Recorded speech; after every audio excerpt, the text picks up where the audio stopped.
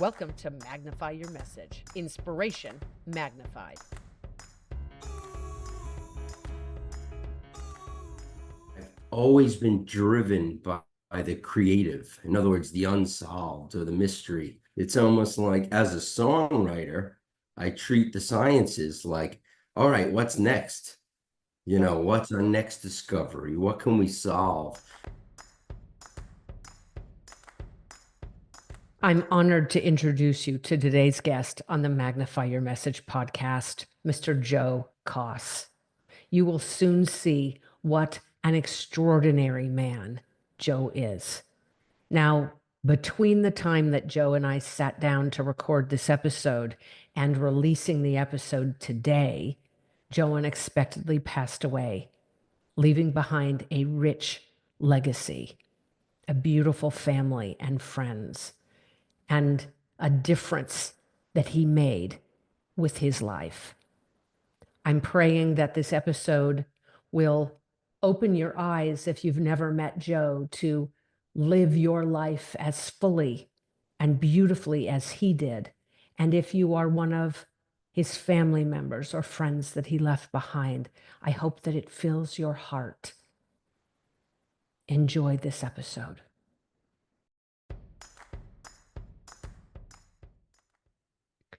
Today's guest is a fascinating, accomplished person that I think you're really going to enjoy. Joe Coss, thank you for being here today. Thanks so much for having me, Cheryl. It's great to be here. What a treat. Tell people, who are you and what do you do? Well, I'm a mechanical engineer, and Cheryl, now I live in Montauk, New York, which is about 125 miles east of this New York City.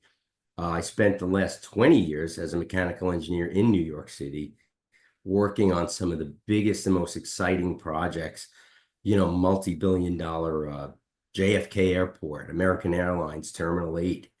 And then I worked on 15 different airports across the country, traveled a lot around the US, probably to 30 cities.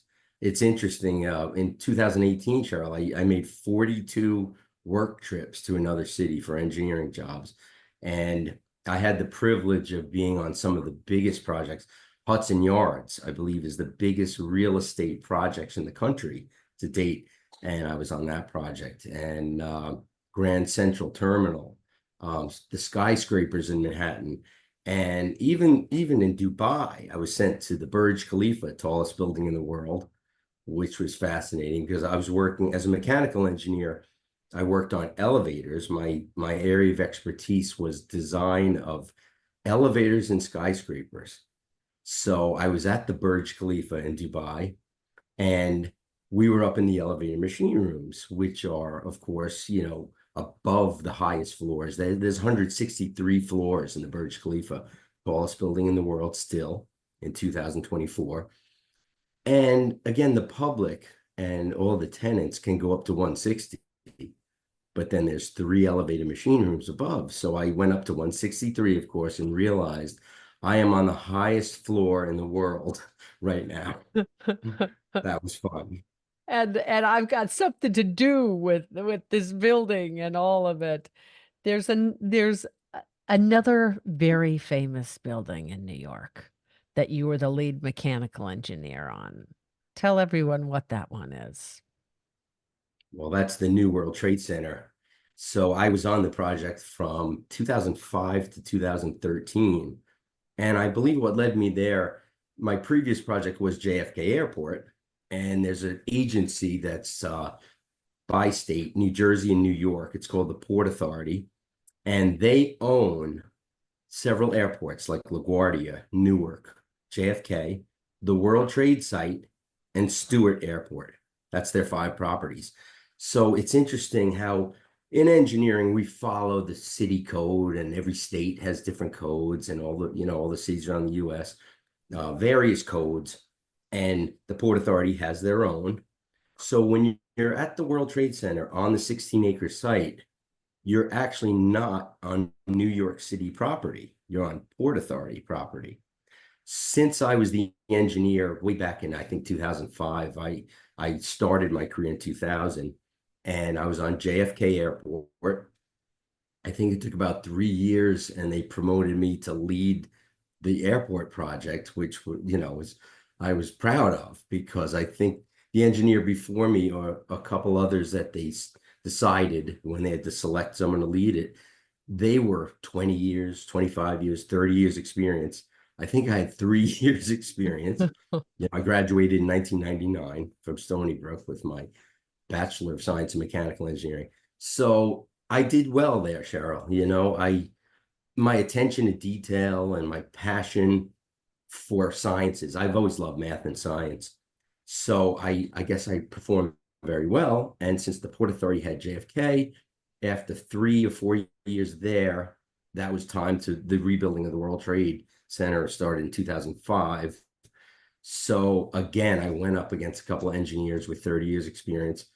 By then I had about 6, 7 years, and I was appointed immediately to lead the World Trade as the mechanical engineer. And now that was special.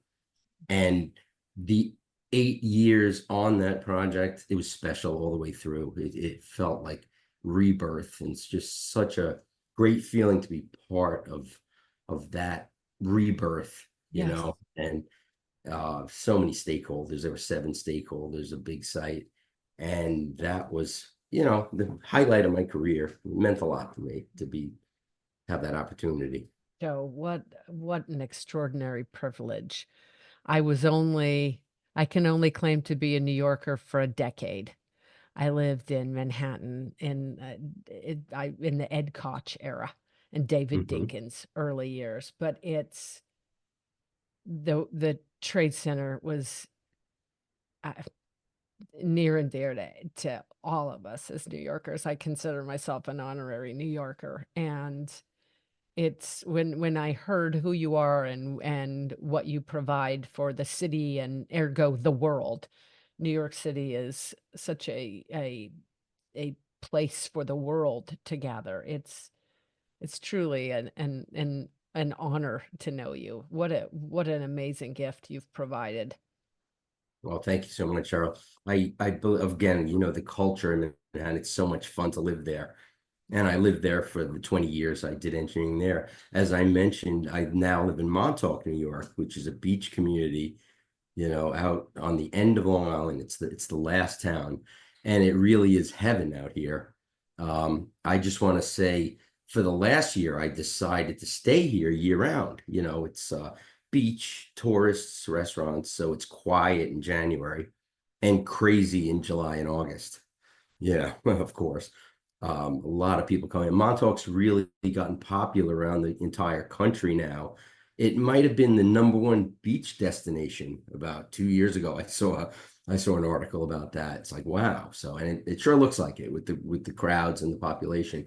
But I decided to stay here year round through the winter, and instead of living in Manhattan, working on those engineering projects, and then coming out to Montauk every chance I could get, Mhm. like on Friday afternoons, I decided to live in Montauk, and now I'll just go to Manhattan on Friday afternoons if I'd like to.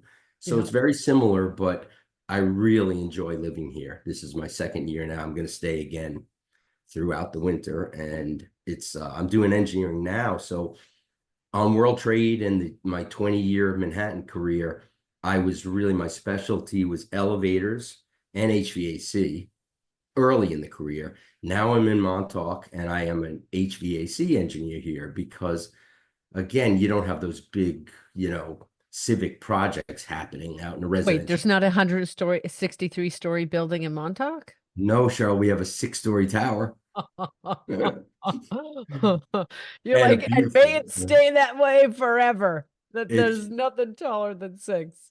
right. Well, I think that Manhattan has 1 million buildings now, right? That's about what we're up to, and say 70,000 elevators. I think Montauk has three. The library has one. The Yeah. Montauk Manor has one, and of course that 6-story tower, which was Carl Fisher in 1927, came to Montauk to try to. He's an architect and builder, to try to make it the Miami of the North.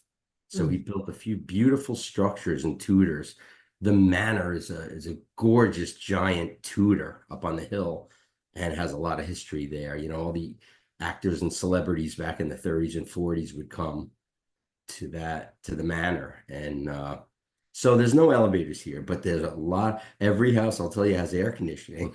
So uh, I'm doing very well out here. You know, I worked for this company for about 9 months, and I'm actually decided to make start an engineering business of my own next year in Montauk with a great friend named Chris Gaddy. And he now, you know, does the architectural plans for all of the, there's some big houses here, Cheryl. You know, Southampton, you have like, you know, 20,000, 30,000 square feet in some of these mansions. And we do the design for those. So I'm considering next year, Chris and I are going to launch our own engineering architectural firm, which is really exciting. And I'm in the place I love. So things are really good right now. I'm very happy about that strategy for next year. It's just phenomenal. You have been able to rise to the pinnacle in your chosen field and now move out of the city, enjoy your life, and create your own destiny, truly, not just your own business. It's what do you want to do with your time and your life and your energy? And it's so exciting to see you doing all this. And it's interesting because people talk about there's this myth. I'm sure you've experienced this where people think you're either left-brained or you're right-brained. You're either good at numbers, you're good at science, you're good at anything related to math, or you're good at the arts. You're good at drawing or music or film. You can't be both. Those can't possibly coincide in the same brain. But you don't believe that, and you don't live that. And you are somebody who, man, if there's ever a poster child for utilizing both sides of the brain, it would be you, Joe.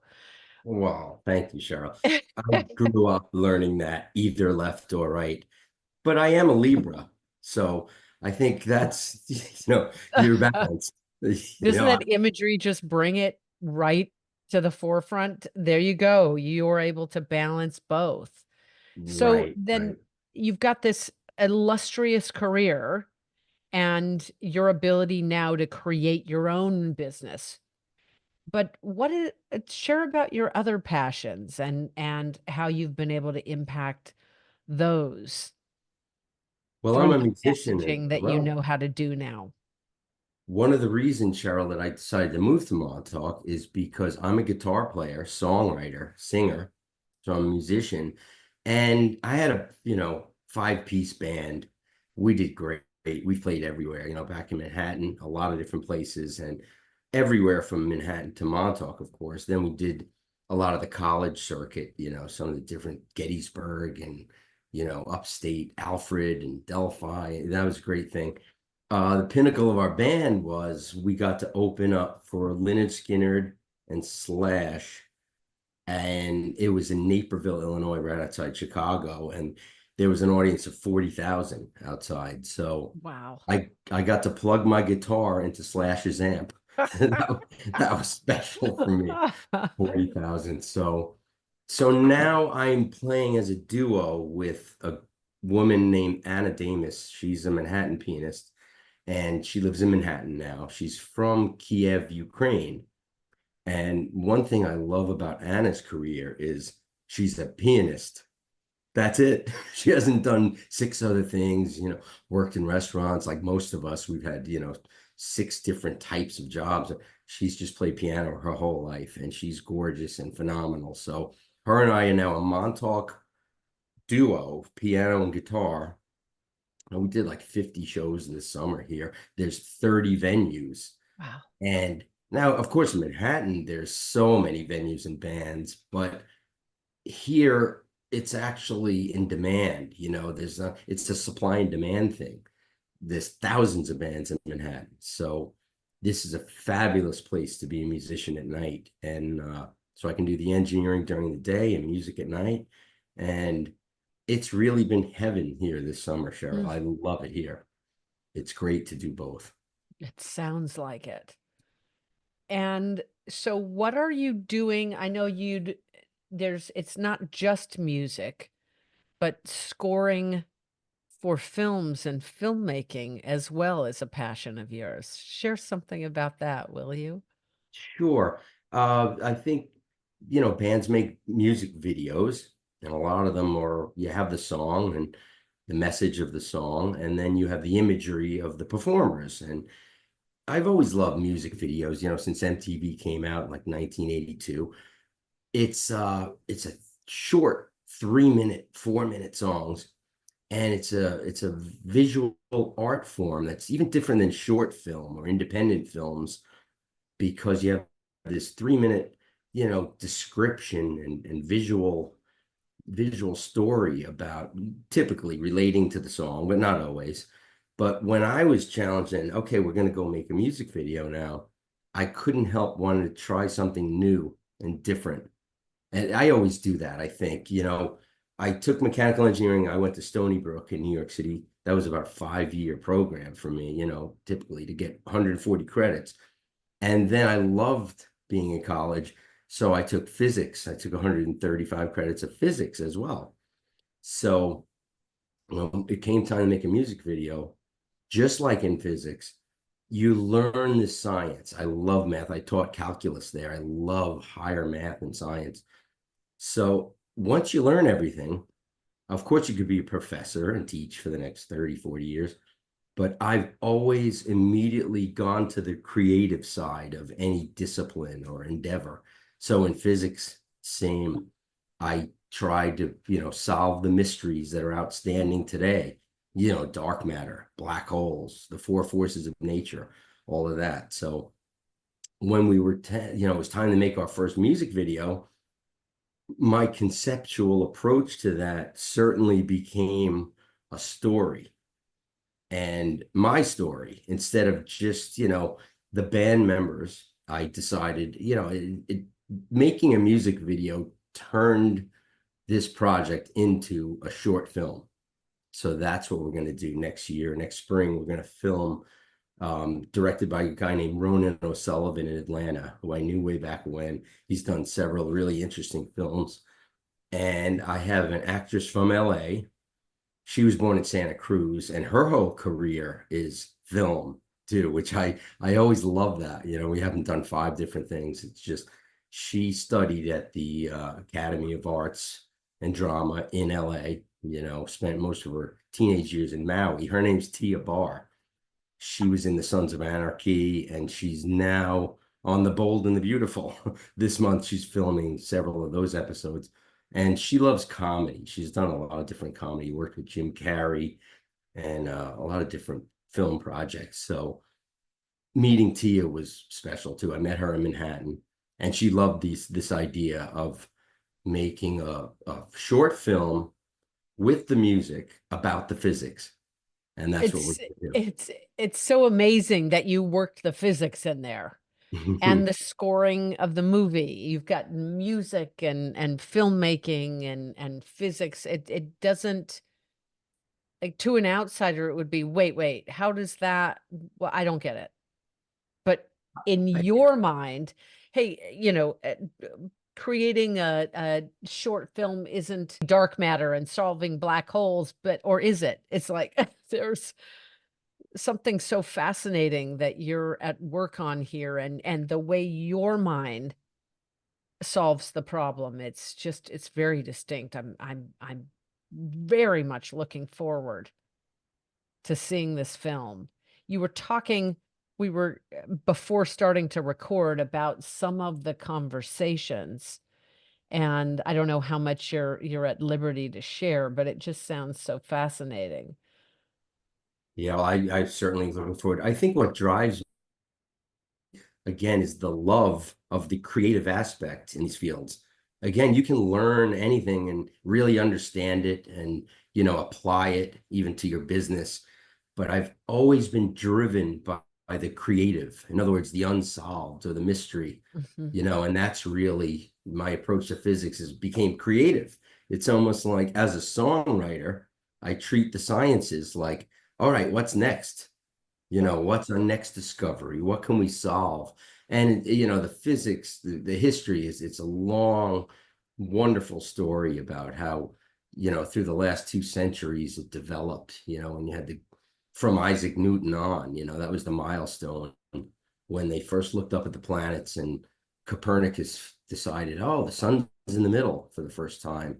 And then Kepler found that the orbits of the planets were ellipses, and it's fascinating. I've always loved that. So I feel like I'm a part of that legacy of the last, 350 years of the development of physics. And that's immediately what I turn to. So to be able to express it again, I have my paper I'm going to submit to the main journal in the world. It's called the Physical Review D.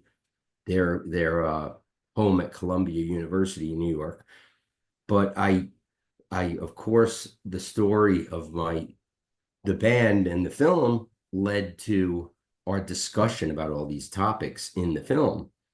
So now I would even ask you, Cheryl, now, what do you think? Do I send the paper in first, or do we I was finish just the going to film? ask if you were going to submit the paper along with the film, I because you're going to be yeah. discussing all these things, how the genesis of the universe and who are we as human beings and what intelligent life outside of planet Earth, and it's just fascinating.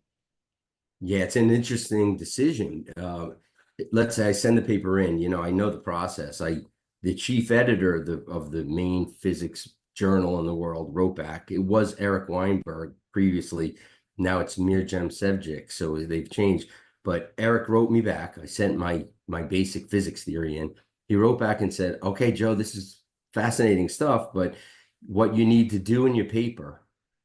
And this always happens. They have a team of referees. You can go back and forth, 5 times for a few months. They'll say, we want a few more graphs. We want a little more explanation about this part of your theory.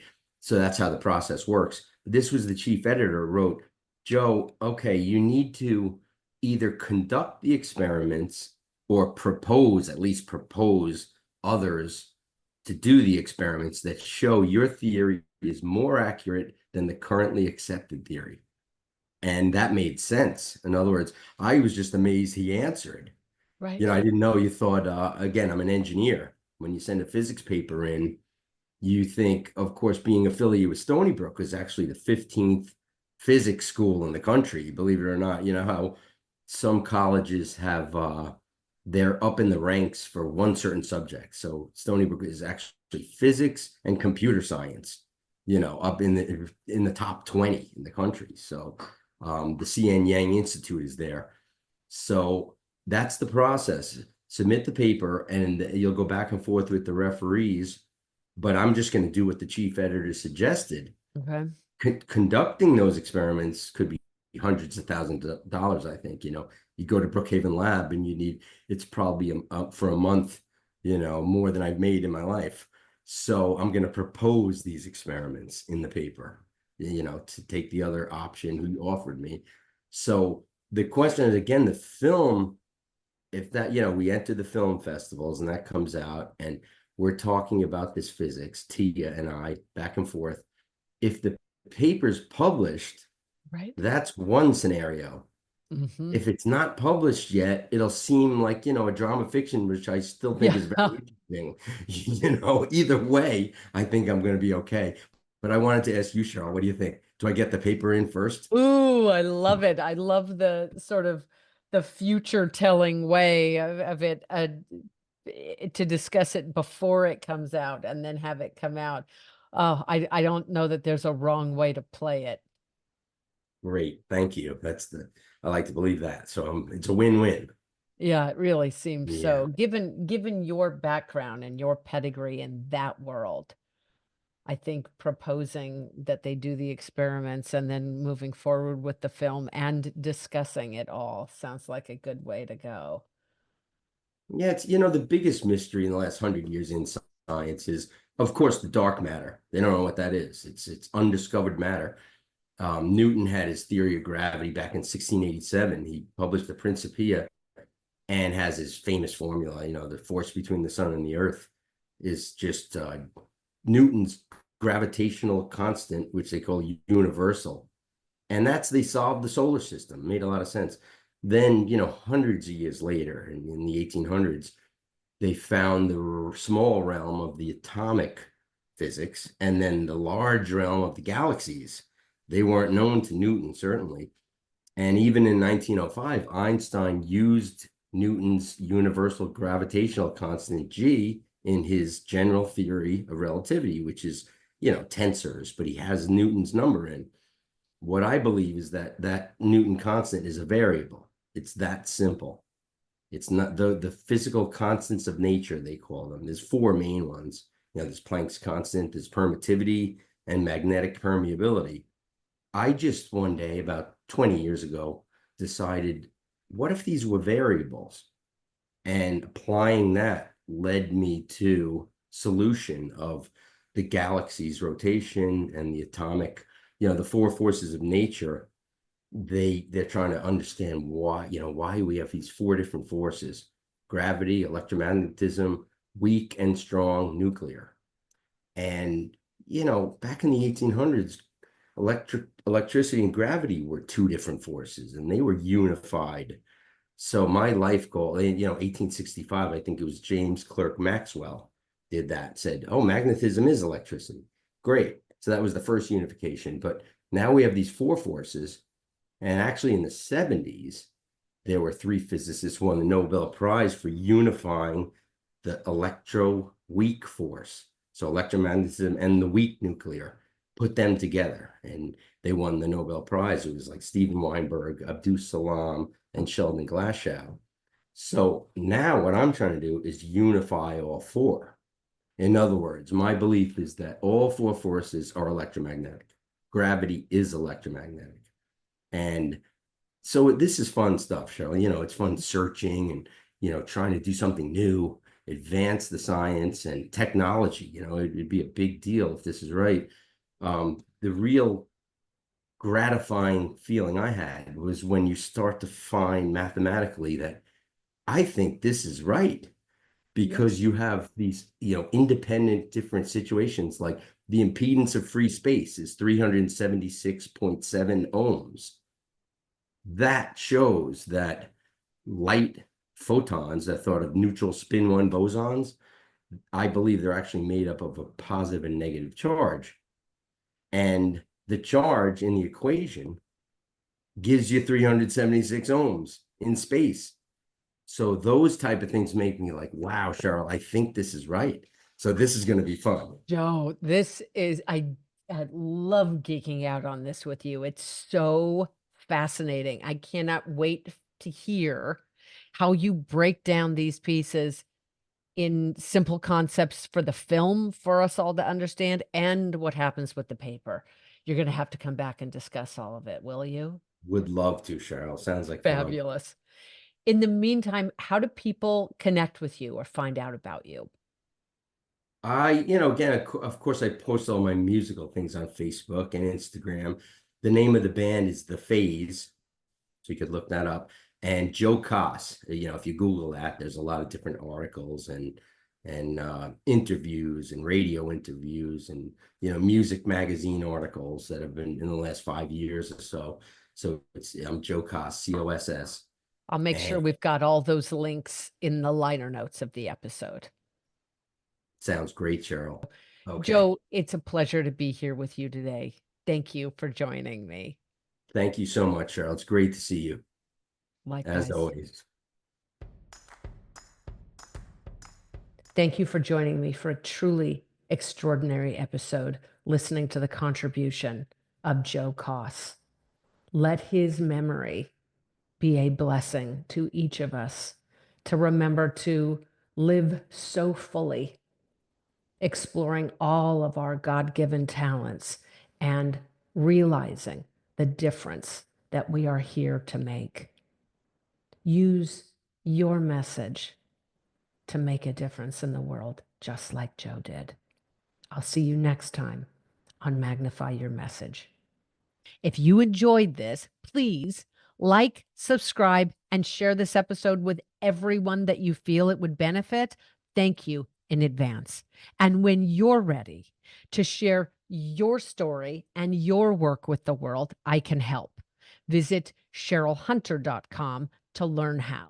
I am Cheryl Hunter, and until next time, know that your message has the power to change the world.